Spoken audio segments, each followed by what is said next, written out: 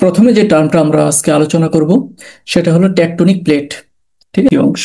ঠিক আছে, আমরা জানি এই পৃথিবীর টোটাল যে এই যে সেন্টার, এখন পর্যন্ত এটাকে তিনটি ভাগে ভাগ করা হয়েছে, তিনটি মণ্ডলে। একটি হলো অশ্বমণ্ডল,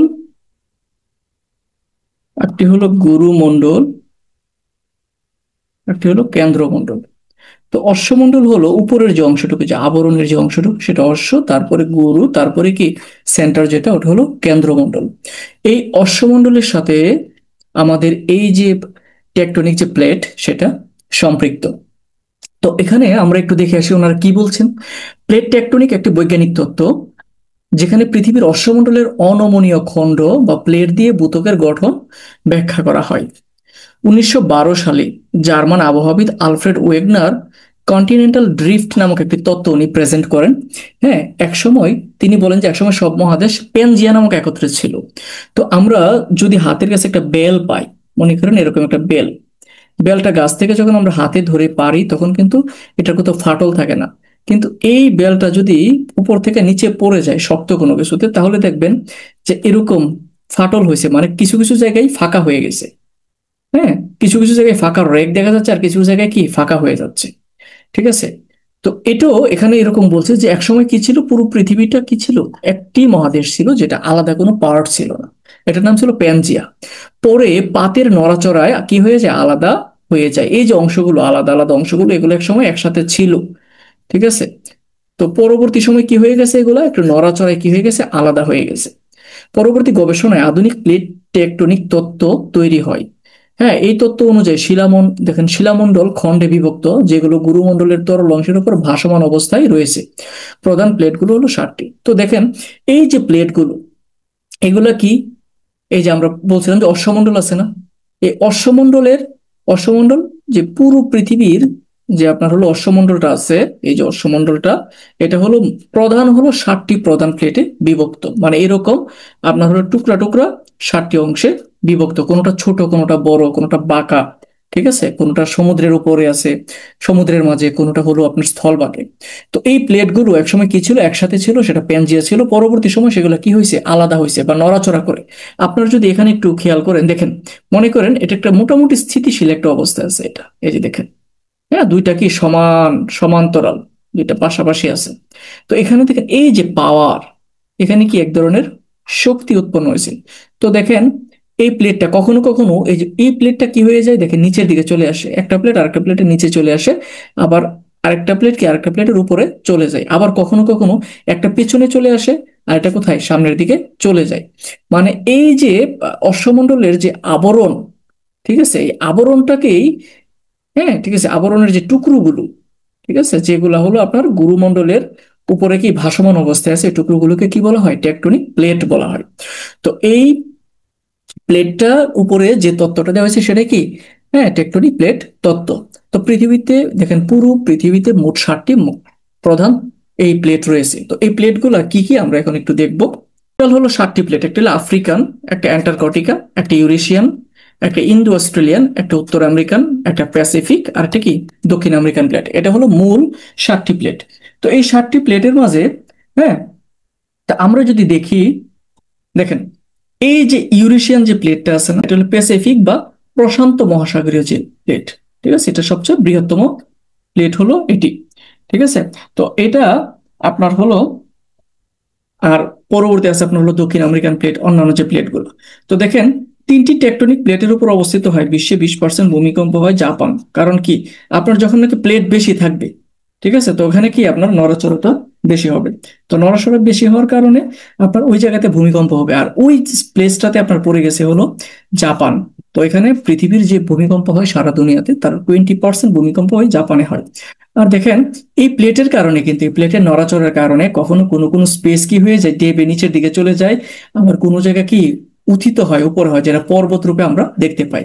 তো এরকম একটি প্রশ্ন 46তম বিসিএস এ চলে আসছিল, সেটা কি, বাংলাদেশ দেখেন আপনার হলো, এই যে দেখেন এই এই প্রশ্ন, ইউরেশিয়ান ও প্লেট ইন্ডিয়ান প্লেটের সংঘর্ষের ফলে দেখেন হিমালয় পর্বতমালার সৃষ্টি হয়েছে, এটা 46 বিসিএস এ আসছিল।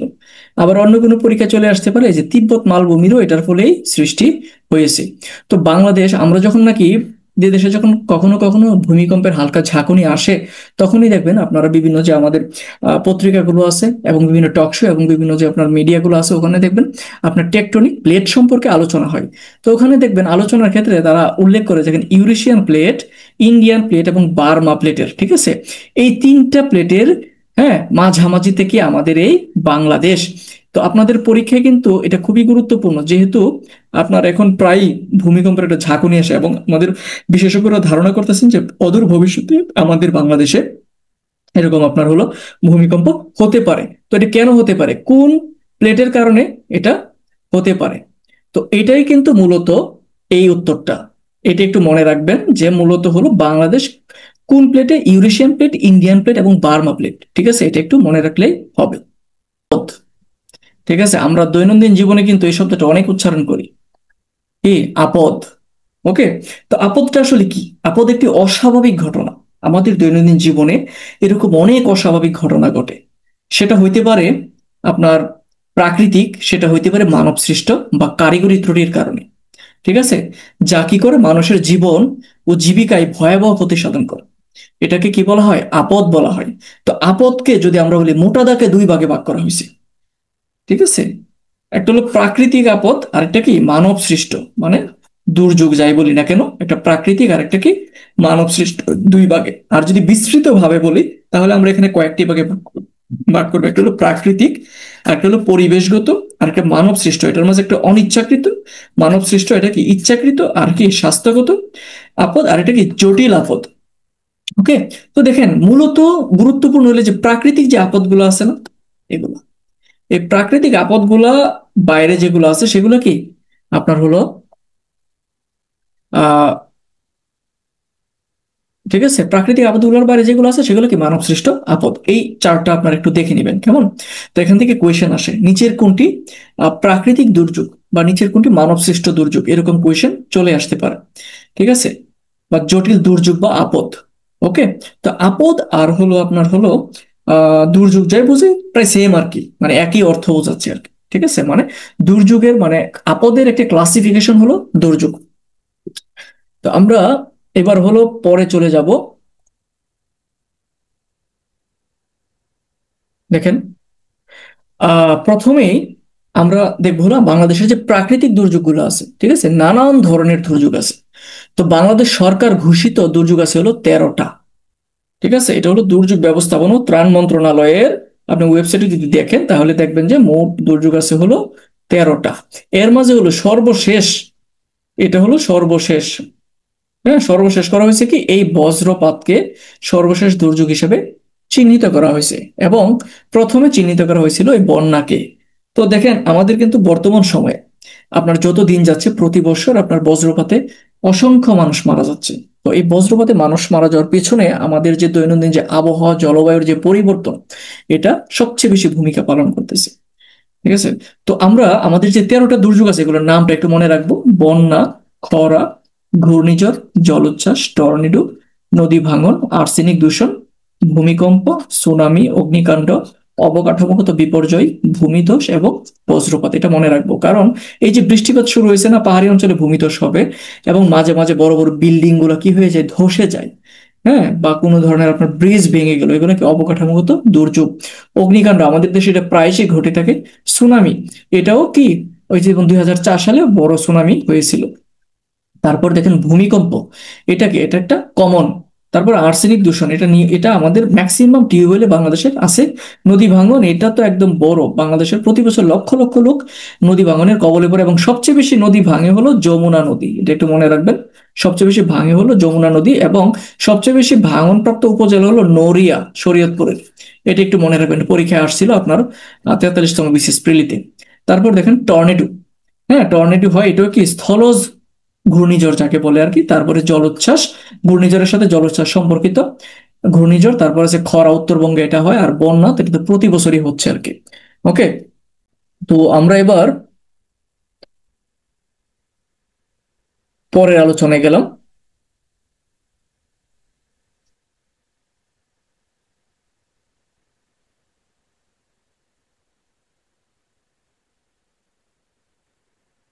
দেখেন, আমরা প্রথমে যে আলোচনা করবো হলো ভূমিকম্প নিয়ে। ওকে, ভূমিকম্প।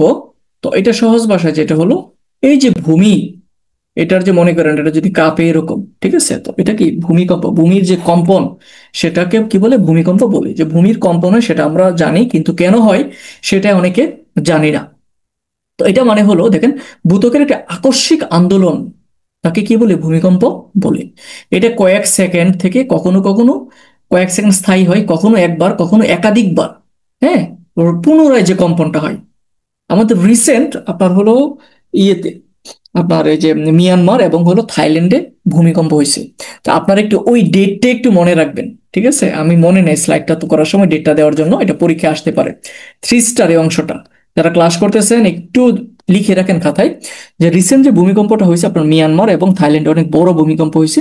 তো ওই ভূমিকম্পে আপনার হলো কত তারিখে হয়েছে, কত মাত্রার ভূমিকম্প হয়েছে, কোন কোন জায়গায় বেশি আক্রান্ত হয়েছে, ওইটার একটা তথ্য আপনারা একটু মনে রাখবেন। এবং আমি এটা একটু মনে করাই দিবেন, আমি একটু ডিটেলস এটা দিয়ে দিব।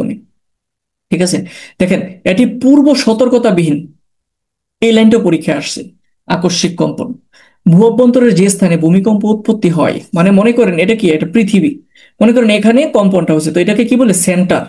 এটাকে বলে সেন্টার। আর ঠিক এটা কি, উপরে ভূমিকম্পের ভূপৃষ্ঠের উপর এটা কি উপসেন্টার।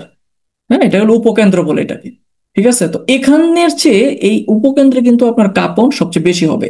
আর কাঁপনটা মেন এই জায়গায় বেশি হবে এবং চারপাশে এটাকে আস্তে আস্তে কমে যাবে। এটা একটু আপনারা মনে রাখবেন। তো ভূমিকম্পের কেন্দ্র তিনটি ভাগে ভাগ করেছে, একটা অগভীর, মধ্য পর্যায়ের কেন্দ্র এবং একটা কি গভীর কেন্দ্র। তো অগভীর কি 0 থেকে 70 কিলো, মধ্য পর্যায়ে 70 থেকে 300 কিলো, এবং গভীর কেন্দ্র কত 300 থেকে 1300 কিলো। তো দেখেন, ভূপৃষ্ঠে কম্পন সবচেয়ে বেশি অনুভূত হয় অগভীর কেন্দ্র থেকে। তারপর দেখেন মাঝারি ধরনের কম্পন সৃষ্টি হয় এখানে হইলে। আর এত নিচে হইলে কম্পন গভীর হলে ভূপৃষ্ঠে প্রভাব কম পড়ে, মানে যত উপরের দিকে হবে তত কম্পন বেশি, আর যত গভীরে হবে ভূমিকম্প তত কম্পন কম পড়বে। তো এটার পাশাপাশি আমাদের হলো একটা, দুইটা কোয়েশ্চেন আমরা একটু জেনে রাখি। বাংলাদেশের ভূকম্প পর্যবেক্ষণ কেন্দ্র হলো 4টা। কোথায় কোথায় এগুলো? ঢাকাতে, চট্টগ্রামে, সিলেটে এবং রংপুরে। আর বাংলাদেশের ভূ উপগ্রহ কেন্দ্র আছে কয়টা? 4টা। একটা বেতবুনিয়া রাঙামাটি, একটা, হ্যাঁ, একটা হলো তালিবাবাদ গাজীপুর, আর একটা হলো মহাখালী ঢাকার, একটা কি সিলেট। এটা একটু মনে রাখবেন।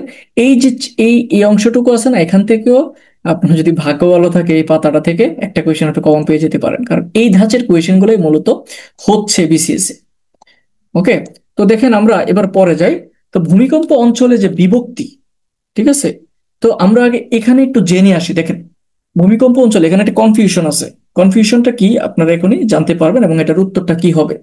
দেখেন, BNBC, Bangladesh national building code, ঠিক আছে, ন্যাশনাল বিল্ডিং কোড এর 2020-এর তথ্য অনুসারে ভূমিকম্পের তীব্রতা অনুসারে ভূমিকম্প অঞ্চলকে পুরো বাংলাদেশের 4টি অঞ্চলে ওনারা ভাগ করছে। কয়টি? 4টি। দেখেন, একটি হলো কম ভূমিকম্প, একটা মাঝারি, একটা গুরুতর, একটা খুবই গুরুতর। এটা একটু মনে রাখবেন। বিএনবিসি ভাগ করছে কয় ভাগে? 4 ভাগে। আর ভূগোল ও পরিবেশ নবম দশম শ্রেণী, ভূগোল ও দ্বিতীয় পত্র এসএসসি প্রোগ্রাম উন্মুক্ত বিশ্ববিদ্যালয়ের 1993 সালে, অনেক আগের তথ্য অনুসারে বাংলাদেশকে কয়টি ভাগে ভাগ করছে? 3টি অঞ্চলে। এটা কি মারাত্মক ঝুঁকিপূর্ণ অঞ্চল, উত্তর ও উত্তর পূর্বাঞ্চল, রিক্টার স্কেলে 7, এটার মাত্রা হতে পারে। মাঝারি ঝুঁকিপূর্ণ, এটা মধ্য অঞ্চল, রিক্টার স্কেলে 6। আর কম ঝুঁকিপূর্ণ অঞ্চল দক্ষিণ পশ্চিমাঞ্চল, এটি রিক্টার স্কেলে 5। এখন প্রশ্ন আসতে পারে যে আসলে আমরা পরীক্ষায় আসলে কোনটা দেব। তো আমি, যেটা হয় এটা কিন্তু সর্বশেষ, দেখেন এটা কিন্তু গভর্নমেন্টের ইয়ে সর্বশেষ। সো পরীক্ষায় যদি 3 এবং 4 থাকে তাহলে আপনি চোখ বন্ধ করে 4 দাগাবেন। আর যদি 4 না থাকে তাহলে আপনি চোখ বন্ধ করে 3 দাগাবেন। ওকে, তো এটার এখানে ঝামেলাটা গেল। এবার আমরা চিত্র দেখে আসি। দেখেন, এই যে এটা হলো 1993 সালের, ঠিক আছে, আর এটা হলো 2020-এর।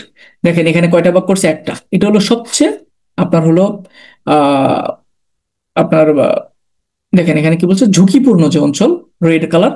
আর ইয়েলোটা আপনার হলো মাঝারি ঝুঁকিপূর্ণ, এই যে দেখেন ইয়েলো মাঝারি ঝুঁকিপূর্ণ।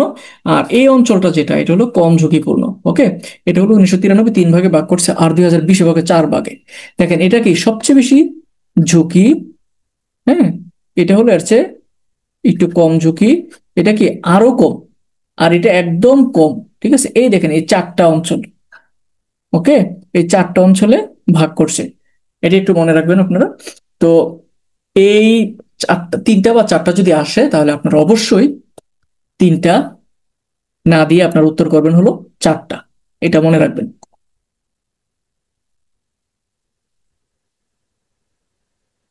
এবার হলো ভূমিকম্পের যে পরিমাপ দেখেন।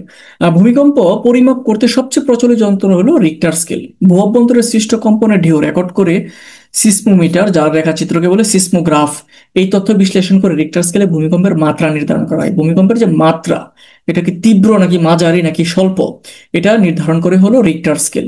এর মাত্রা দেখেন 0 থেকে 10। ঠিক আছে, যখন 8, 7 এরকম হয় তখন এটাকে বলা হয় কি তীব্রতা। আর দেখেন 1935 সালে সিএফ রিক্টার এই স্কেল আবিষ্কার করেন। ঠিক আছে, 1935, এর আগে এই স্কেল কিন্তু ছিল না। 5 মাত্রা বেশি হলে ক্ষয়ক্ষতির আশঙ্কা থেকে যায়। তবে এর আগে বিজ্ঞানী মার্সেলি 1931 সালে ভূমিকম্প পরিমাপের জন্য মার্সেলি স্কেল তৈরি করেন, যা 2 থেকে 12। তো মনে রাখবেন যে রিক্টার স্কেলে আপনার মাত্রা হলো 0 থেকে 10, আর মার্সেলি স্কেলে মাত্রা হলো 2 থেকে 12। ওকে, এটা একটু মনে রাখতে হবে। তো দেখেন ভূমিকম্পের কম্পন রেকর্ড করা হলো সিসমোগ্রাফ যন্ত্রে, আর তীব্রতা মাপা হয় হলো রিক্টার স্কেলে। ঠিক আছে। আর 1548 সাল থেকে বাংলাদেশে ভূমিকম্প সম্পর্কিত রেকর্ড সংগ্রহ করা হয়। দ্যাট মিনস হলো এর কারণ, কেন ভূমিকম্প হয়।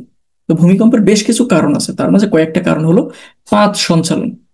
ঠিক আছে, পাত বা প্লেট যেটা সঞ্চালন হয়, শিলাচ্যুতি, বড় রকমের শিলা যদি চ্যুতি ঘটে, মানে শিলা বলতে ভূপৃষ্ঠের যে উপরের অংশ ওইটার একটা অংশ যদি কখনো চ্যুতি ঘটে, ঠিক আছে, আগ্নেয়গিরির অগ্নুৎপাতের ফলে কি ভূমিকম্প হতে পারে। তারপরে ভূগর্ভস্থ বাষ্প বা জলের চাপের ফলে কি ভূমিকম্প হতে পারে। আবার দেখেন হিমবাহের যে প্রভাব বা ভূ অভ্যন্তরের তাপ বিকিরণের কারণে ভূমিকম্প হতে পারে। এই কারণগুলো আপনারা একটু মনে রাখবেন, এখানে প্রিলিতে আসতে পারে নিচের কোনটি ভূমিকম্প সৃষ্টির জন্য দায়ী। তো এখানে আপনার কনফিউশন কিন্তু আছে, তো এইগুলো আপনি একটু আননোনটা যদি দিয়ে দেয় তাহলে আপনি পরীক্ষায় না আনসার করতে পারবেন না। তো দেখেন এই যাবৎকাল বাংলাদেশে যে ভূমিকম্পগুলো হয়েছে দেখেন, 12 জুন 1897, এটার মাত্রা 8.7 রিক্টার স্কেলে। এটার একটা গুরুত্বপূর্ণ ঘটনার সাক্ষী ছিল, এটা কি ব্রহ্মপুত্র নদীর গতিপথ পরিবর্তন হয় এবং যমুনা নদীর সৃষ্টি হয়।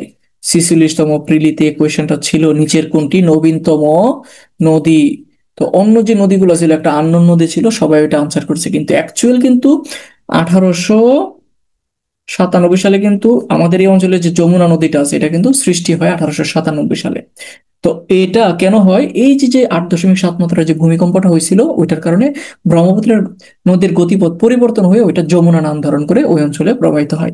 তারপরে দেখেন 22 নভেম্বর 1997, 6 মাত্রা ভূমিকম্প হয়েছিল চট্টগ্রামে, কি সামান্য ক্ষয়ক্ষতি হয়েছিল। আর 27 জুলাই 2008, 5.1 মাত্রা, সেটা কি আতঙ্ক সৃষ্টি হলে কোনো ধরনের ক্ষয়ক্ষতি হয়নি। এটা হলো বাংলাদেশের ভূমিকম্পের চিত্র, একটু মনে রাখলেই হবে। আর যে বললাম যে আপনার সর্বশেষ যে ভূমিকম্পটা হয়েছে আপনার মিয়ানমার এবং থাইল্যান্ডে, ওইটার তারিখ এবং মাত্রাটা একটু আপনারা জেনে রাখবেন। এবার আমরা চলে যাব হলো পরের যে দুর্যোগ, সেটা কি সুনামি। ঠিক আছে, সুনামি যে বানানটা এটা আপনারা একটু খেয়াল করবেন। এটা সুনামি যেহেতু জাপানি শব্দ, আমাদের মতো কিন্তু আপনার এস দিয়ে না। ঠিক আছে, এটা কিন্তু বানান আসে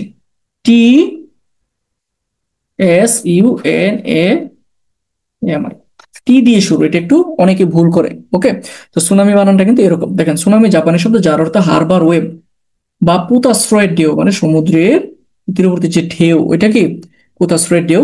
সমুদ্র তলে শক্তিশালী ভূমিকম্পের ফলে আপনার যখন নাকি সমুদ্রের নিচে কখনো যখন ভূমিকম্প হয় তখন কি বড় একটা অংশ কি মাটির মাটির অংশ নিচে চলে যায়, তখন পানি কি হয় দেখেন বিশাল অংশ নিচে চলে গেল, ওই পানিটা কি এখানে যে লেভেল পানি ছিল এটা কিন্তু নিচে ধপাস করে আপনার নিচের দিকে চলে আসবে। চলে আসার ফলে বাইরের যে পানিটা আছে এখানে একটু নিচু পেয়ে ওই পানিটা কি এদিকে আশ্রয় পড়বে, আশ্রয় পড়ার ফলে এখানে ফাঁকা হবে, ওই পানিটা এখানে আসবে, এভাবে আস্তে আস্তে কি দেখেন এভাবে এক ধরনের ইয়ার তৈরি হবে, ঢেউয়ের তৈরি হবে, যেটা একসময় তীরবর্তী অঞ্চলে চলে আসে। তো চলে আসলে আমাদের তীরবর্তী যে বিস্তৃত জায়গা ওই জায়গাটা কি আপনার ধুয়ে মুছে নিয়ে যায়। এটা এক ধরনের সামুদ্রিক জলোচ্ছ্বাস যা বিশেষভাবে প্রশান্ত মহাসাগর এলাকা, এটা একটু মনে রাখবেন, প্রশান্ত মহাসাগর এলাকায় এটা সবচেয়ে বেশি হয়। 2004 সালে ভারতে সুনামি হয় ভারত মহাসাগরে। তো এটা আমরা তখন ছোট ছিলাম, আমরা ক্লাস 5-এ পড়ি, আমি তখন পঞ্চম শ্রেণীতে, তখন বিটিভিতে সাদা কালো টিভিতে দেখছিলাম যে এত বিভৎস, লক্ষ লক্ষ লোক একই দিনে, লক্ষ লক্ষ লোক মারা গেছিল, একদম কয়েক সেকেন্ডের ভিতরে ধুয়ে মুছে নিয়ে গেছিল। আর জাপানে মাঝে মাঝে সুনামি হয়, 2011 সালে জাপানে সুনামি ছিল ভয়াবহ, ধ্বংসাত্মক। ঠিক আছে, দেখেন। তো দেখেন, এটা কি জাপানি শব্দ, হারবার বা ওয়েব বা পোতাশ্রয়ের ঢেউ। সৃষ্টির কারণ সমুদ্রের প্রবল ভূমিকম্প। প্রকৃতি কি সামুদ্রিক জলোচ্ছ্বাস, বেশি ঘটে কোথায়, প্রশান্ত মহাসাগর অঞ্চলে। দেখেন, উল্লেখযোগ্য সুনামি 2004, যেটা এটা ভারত মহাসাগরে। হ্যাঁ, তো এটা ভারত মহাসাগরে কোথায় এটার উৎপত্তি ছিল, আছে ইন্দোনেশিয়ার কাছে হলো আছে নামক একটি জায়গায়। আর ঢেউয়ের ছিল আপনার 700 থেকে 800 কিলোমিটার, এটা কয়েকবার বিসিএস আসছে। আর দেখেন, জাপানের যে সুনামি সেটা হয়েছিল 2011 সালে। তখন আপনার হলো ফুকুশিমা পারমাণবিক কেন্দ্রে কি বিস্ফোরণ ঘটছিল, কারণ ওই সময় অনেক বড় একটা ভূমিকম্প হয়েছিল জাপানে। তো দেখেন, সুনামি জাদুঘর ইন্দোনেশিয়ার বান্দা আছে শহরে অবস্থিত। ওকে, এটা একটু মনে রাখবেন। তো এই তথ্যগুলো খুবই গুরুত্বপূর্ণ, এখান থেকে একটা কোয়েশ্চেন প্রায় বিসিএসই চলে আসে, এবং বিভিন্ন পরীক্ষা এখান থেকে কোয়েশ্চেন আসে, এটা একটু মনে রাখতে হবে।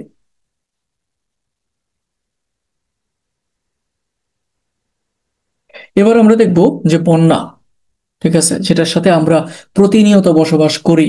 একটু 2-4 দিন যদি বন্যা বৃষ্টি হয়, তখনই আমাদের দেশে ভারতের পাহাড়ি ঢল থেকে বা ভারতের আপনার হলো যে বাঁধগুলো তারা দেশে নদীর উপরে এগুলো তারা যখন ছেড়ে দেয়, অপরিকল্পিত বাঁধ ছেড়ে দেওয়ার ফলে আমাদের বিভিন্ন জায়গাতে বন্যা হয়। তো এই দেখেন, নদীমাতৃক দেশ যেহেতু, আমরা যেহেতু ভাটির দেশ, হ্যাঁ ভাটির দেশ, তো আমাদের এখানে বন্যা আমাদের নিত্য সঙ্গী। তো এই বন্যাগুলোকে আমরা প্রধানত 3টি ভাগে ভাগ করছি। একটা হলো কি মৌসুমী বন্যা, আর একটা কি, আপনাদের যদি আহ শেষ হয়ে যায় ক্লাস, ঠিক আছে, তাহলে একই লিঙ্কে আবার ঢুকবেন। একটা দেখেন আকস্মিক বন্যা, একটা কি জোয়ার ভাটা জনিত বন্যা। তো মৌসুমী বন্যা যেটা, ওইটা ঋতুভিত্তিক। আমরা জানি যে বর্ষাকালে এই বন্যাটা হয়ে থাকে, এবং এটা কি দীর্ঘস্থায়ী এবং ক্ষতির পরিমাণের সবচেয়ে বেশি। এই তথ্যগুলো একটু জানবেন। তারপর আকস্মিক বন্যা, এটা মূলত বাংলাদেশের দক্ষিণ পূর্ব এবং উত্তর ও উত্তর পূর্বাঞ্চলে এই বন্যা দেখা যায়, বিশেষত আপনার হলো সিলেট, পার্বত্য চট্টগ্রামে এই বন্যা দেখা যায়। পাহাড়ি ঢলের কারণে এই বন্যা সৃষ্টি হয়। ওকে, তো এটা হঠাৎ করে মনে করেন যে 1 দিন 2 দিন টানা বৃষ্টি হলো, হঠাৎ করে হলো, এবং ধুয়ে মুছে চারপাশের অংশ আপনার হলো সে নিয়ে গেল সামনে যা পাইলো। তারপরে দেখেন জোয়ার ভাটা জনিত বন্যা, উপকূলীয় জলোচ্ছ্বাস, সুনামি, অমাবস্যা, পূর্ণিমার কারণে এই বন্যা হয়ে থাকে। তো এটা মূলত জোয়ার ভাটা হয়ে থাকে। তারপর দেখেন, এই বন্যার উচ্চতা 3 থেকে 6 মিটার পর্যন্ত হয়ে থাকে, এই জলোচ্ছ্বাসের উচ্চতা। এটা একটু মনে রাখলেই হবে। এই 3 প্রকারের বন্যা এখান থেকে কোয়েশ্চেন আসে আপনার হলো 40 বিসিএস এ, এবং হলো আপনার সম্ভবত 45 নাকি 43 এখান থেকে কোয়েশ্চেন আসছিল। সো এটা খুবই গুরুত্বপূর্ণ। আজকের অধ্যায়টা কিন্তু আপনার ভূগোল এবং আপনার হলো সাধারণ বিজ্ঞান, 2টা অংশের জন্য খুবই গুরুত্বপূর্ণ।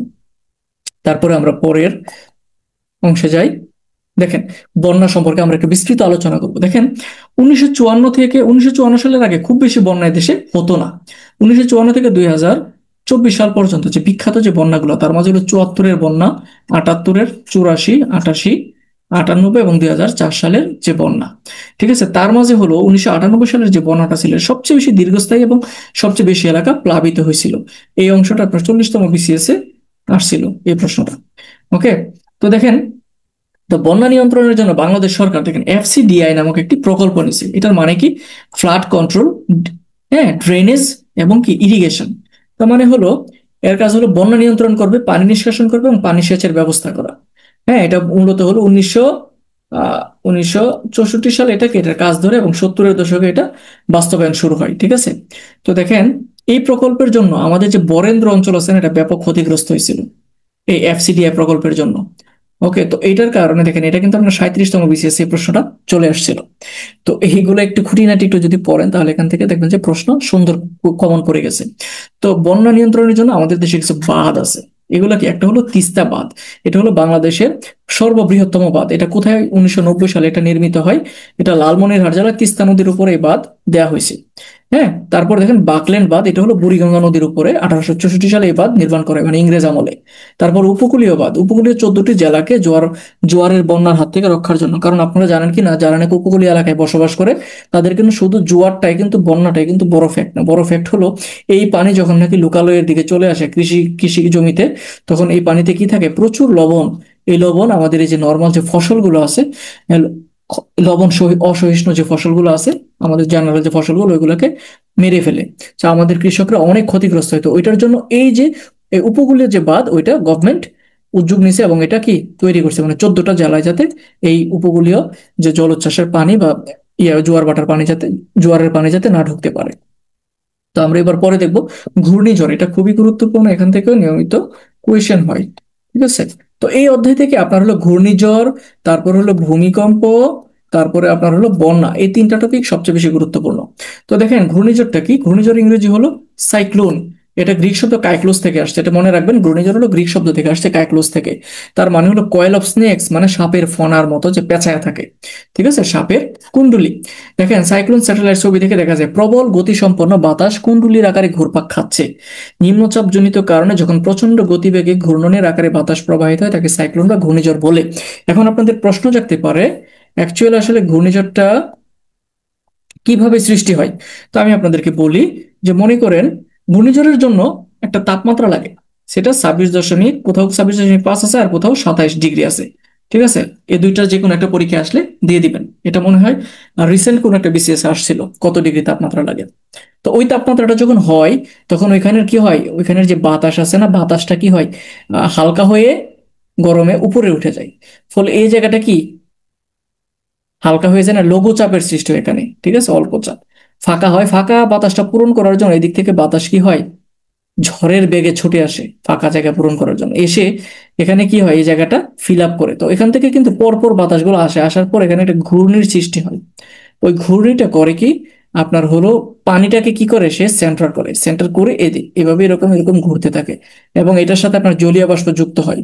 এবং এক সময় এটা কি আপনার হলো প্রচুর জলীয় বাষ্প নিয়ে এবং কি সামনের দিকে এগুতে থাকে ঘুরতে ঘুরতে। তো আমরা বলি না যে যদি বৃষ্টি হয়ে যায় তখন কি ঘূর্ণিঝড়টা দুর্বল হয়ে যায়। তো ওই যে জলীয় বাষ্পগুলো যখন পড়ে যায়, যত বেশি জলীয় বাষ্প থাকবে তত এটা শক্তিশালী হবে। আর জলীয় বাষ্পটা যখন ঝড়ে বৃষ্টি হয়ে পড়ে যায় তখন কি হয়ে যায়, সেটা দুর্বল হয়ে যায়। তো দেখেন নিম্নচাপ, হ্যাঁ নিম্নচাপ বলতে 72 কিলোমিটার বেগে যদি ঘন্টায় বাতাসটা প্রবাহিত হয়। আর ঘূর্ণিঝড় যা বিশিষ্ট ঝড় 63 থেকে 87। তীব্র ঘূর্ণি বিশিষ্ট ঝড় এটা কি 88 থেকে 118। তীব্র ঘূর্ণিঝড় যেটা 118 কিলোমিটার উপরে যখন চলে যায় সেটা তীব্র ঘূর্ণিঝড়ে রূপ নেয়। তো আমরা দেখেন বিভিন্ন সময় এই যে গত পরশু যে ঘূর্ণিঝড়টা হইলো সেটার নাম কি, শক্তি, যে যদিও এটা ওইরকম ভাবে প্রভাব বিস্তার করে না, এটার নাম কি শক্তি। তো এগুলো নাম কে দেয়, তো আমরা জানি যে ঘূর্ণিঝড়ের নাম চূড়ান্ত করে কি ডব্লিউএমও এবং এসকেপ, এই দুইটা কি এটার কি প্যানেল অন ট্রপিক্যাল সাইক্লোন আছে, একটা প্যানেল আছে, ওই প্যানেল করে কি তাদের নাম নির্ধারণ করে। তো এই প্যানেলের সদস্য সংখ্যা হলো 8টা। কি কারা কারা আছে এই সদস্যে, ভারত, বাংলাদেশ, মিয়ানমার, মালদ্বীপ, শ্রীলঙ্কা, থাইল্যান্ড, পাকিস্তান এবং ওমান, একটা আরব দেশ আছে ওমান, এটা একটু এক্সেপশনাল, একটু মনে রাখবেন, পরীক্ষা আসতে পারে। তো দেখেন ওরা করে কি এক নাগারে 4-5টার নাম তারা কি করে উত্থাপন করে, উত্থাপন করার পরে ওই নাম থেকে সিলেক্ট করা যে পরবর্তী যে ঘূর্ণিঝড়টা আসবে ওইটার নাম আমরা এটা দিব। ওকে, তো দেখেন পরে আমরা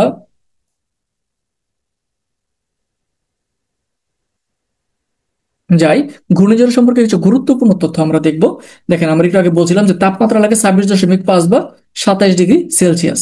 দেখেন আমেরিকায় ঘূর্ণিঝড়কে বলে হারিকেন, জাপানে বলে টাইফুন, উপমহাদেশে এটাকে, বাংলাদেশে বা ভারতে বলে সাইক্লোন। তো তুফান শব্দটা দেখেন, এই তুফান শব্দটা আসছে হলো ইংরেজি কি আপনার হলো ইংরেজি, না এটা মনে হয় আপনার হলো ইয়ে হবে, চীনা শব্দ হবে সম্ভবত। ঠিক আছে, আমার যদি ভুল না হয় আর কি, একটু মিলিয়ে নিন আপনারা, একটু কনফিউশন লাগতেছে আমার। ওকে, তো দেখেন তারপর দেখেন এই স্পারসু, স্পারসু মানে space research and remote sensing organization, বাংলাদেশের যাবতীয় প্রাকৃতিক দুর্যোগ এবং ঘূর্ণিঝড়ের পূর্বাভাস প্রদান করে কি স্পারসু। এটা মূলত হলো আমাদের যে প্রতিরক্ষা মন্ত্রণালয়ের অধীনে এটা কাজ করে। তারপর দেখেন ওরা করে কি, স্পারসু করে কি যে টায়ার নামক একটা মডেল আবিষ্কার করছে। বিগত 100 বছরে আপনার ঘূর্ণিঝড় গুলাকে তারা হলো আপনার অবজার্ভ করে টায়ার নামক একটা মডেল অনুসরণ করে, ওই অনুসরণ করে তারা আমাদের দিক নির্দেশনা প্রদান করে এবং তথ্য দেয়। বাংলাদেশের ঘূর্ণিঝড় সংগঠনের সময়কাল হলো এপ্রিল থেকে মে। এই যে এখন কি মে মাস, এখানে ঘূর্ণিঝড় কিন্তু হয়ে গেছে সেপ্টেম্বর থেকে ডিসেম্বর। বাংলা আশ্বিন, কার্তিক এবং চৈত্র বৈশাখ মাসে ঘূর্ণিঝড় হয়। সামগ্রিক তীব্রতার দিক থেকে ঘূর্ণিঝড় হলো পৃথিবীর সবচেয়ে ভয়াবহ দুর্যোগ। মানে এই ঘূর্ণিঝড়ে এটার মতো এত বড় দুর্যোগ পৃথিবীতে আর নাই। কারণ আপনারা জানেন কিনা যে 1970 সালে আমাদের দেশে যে একটা গুরকি ঘূর্ণিঝড় হয়েছিল, এখানে 7 লক্ষের উপরে মানুষ মারা গেছিল। ঘূর্ণিঝড় হলো কেন্দ্রমুখী এবং ঊর্ধ্বমুখী বায়ুরূপে পরিচিত। বাংলাদেশের দক্ষিণে ফানেল আকৃতি, ফানেল মানে এরকম, ঠিক আছে, আপনার যখন ফানেল এই টাইপের ফানেল আকৃতি হওয়ার কারণে আমাদের ওই অঞ্চলটাতে কি প্রচুর ঘূর্ণিঝড় হয়। তো ঘূর্ণিঝড়ের ব্যাস হলো 300 থেকে 600 কিলোমিটার পর্যন্ত হতে পারে। মনে করেন 300 থেকে 600 কিলোমিটার এলাকা জুড়ে এই ঘূর্ণিঝড়টা কি কোনো একটা দেশের উপর দিয়ে প্রবাহিত হতে পারে। ওকে, এই হলো তথ্য। এই তথ্যগুলো পড়লে ইনশাল্লাহ আশা করি এখান থেকে একটা প্রশ্ন আপনারা পেয়ে যাবেন। তো পরে আমরা এবার দেখবো হলো, দেখেন, গুরুত্বপূর্ণ কিছু ভূমিকম্প যেগুলো আমরা একটু দেখে নিব। 1970, 1991 এগুলো একটু সম্পর্কে দেখে নিব। 2007-এর যে সিডর, 2009 আইলা, 13 মহাসেন, 19-এর ফণী, 22-এর চিত্রাং, ঠিক আছে। তারপরে আপনার হলো এই যে গত এই সপ্তাহে হলো আপনার হলো শক্তি, ঠিক আছে। সর্বশেষ পরীক্ষায় আসতে পারে যে সর্বশেষ যে ভূমিকম্পটা, ওইটার নাম কি ছিল এত তারিখে বা এত মাসে, বা 2025 সালের যে ভূমিকম্পটা, ঘূর্ণিঝড়টা হয়েছিল সেটার নাম কি ছিল। তো এটা আপনারা একটু মনে রাখবেন যে সর্বশেষ কি করছে, এটা রিসেন্টের টপিক, এটা একটু জানলেই হবে। তো আমরা পরে চলে যাই, এবার হলো টর্নেডো, যেটা হলো মূলত হলো কি স্থলভাগের ঘূর্ণিঝড় যাকে বলে। টর্নেডো হলো স্প্যানিশ শব্দ থেকে আসছে, যা থান্ডার স্টর্ম বা বজ্রঝড় যাকে বলে। হ্যাঁ, টর্নেডো ঘূর্ণিঝড়ের চেয়ে অনেক বেশি শক্তিশালী, কিন্তু আকারে ছোট বজ্রঝড়। এটা স্থলভাগের নিম্নচাপের কারণে হয়। এই যে দেখেন স্থলভাগ, এটা কি ঘুরতে থাকে এরকম কুণ্ডলী পাকায়। আপনারা মাঝে মাঝে দেখবেন ইউটিউবে অনেকে শেয়ার করে, এটা বিভিন্ন জায়গায় হয়।